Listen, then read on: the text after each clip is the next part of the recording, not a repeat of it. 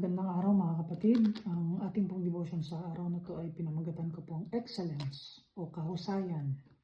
Our text is from Genesis chapter 1 verse 31. Sabi dito, God saw all that He had made and it was very good. Excellence is not better mediocrity. It is not more of the same old thing. It is a new and higher standard. Ika nga, it is something unique.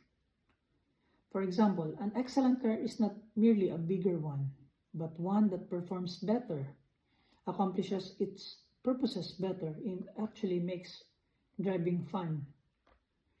We not only admire and appreciate the characteristics that bring about excellence, yung hard work, skills, persistence, yung vision, and even the knowledge applied to it, but we also admire and appreciate the end result of excellence.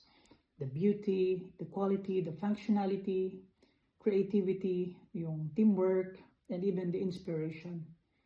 Excellence helps others beyond what they expect. And God is the standard of excellence. No machine has ever been able to duplicate the marvelous complexity that God created in the human body. No artist can paint a picture that rivals watching a sunset in real time. Based on the difficulties we face in this world, we wouldn't expect God to offer a way to live in a new world where everything is perfect forever. We wouldn't expect to find perfect love.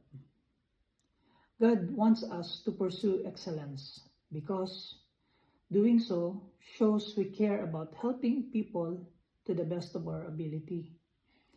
Pursuing excellence helps others experience excellence, giving them a glimpse of God's character and inspiring them to pursue excellence themselves. Our lives speaks of excellence when we consistently strive to model ourselves after the perfection of Jesus Christ as we go about the work He has called us to do. We'll never be perfect in this life, but as we work toward that goal, we will model excellence to those around us. How does God show us excellence? Sabi nga sa ating text, sa Genesis chapter 1 verse 31, God saw all that He had made and it was very good. In Psalms 19 verse 1, it says, "The heavens declare the glory of God.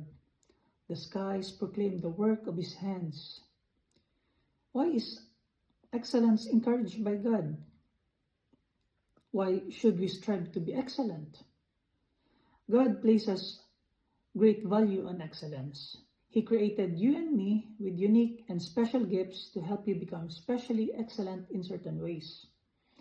Excellence is highly valued by others. Those who strive for excellence are often promoted to significant positions in order to impact a greater number of people. Merong promotion, nakaakibat sa excellence. Excellence is appreciated. It inspires, it satisfies, it blesses, and even motivates others. Excellence usually enhances your reputation. Ika nga, yan ang pinakabunga ng excellence. Word gets around if you are skilled and trustworthy. Soon you may be entrusted with greater things. On the other hand, if your efforts are half-hearted or medyo-medyo lang, mediocre, even in minor things, you may not be trusted with larger responsibilities.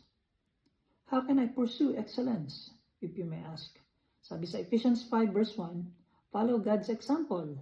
Therefore, as dearly loved children, bilang anak ng Diyos, let's follow God's example.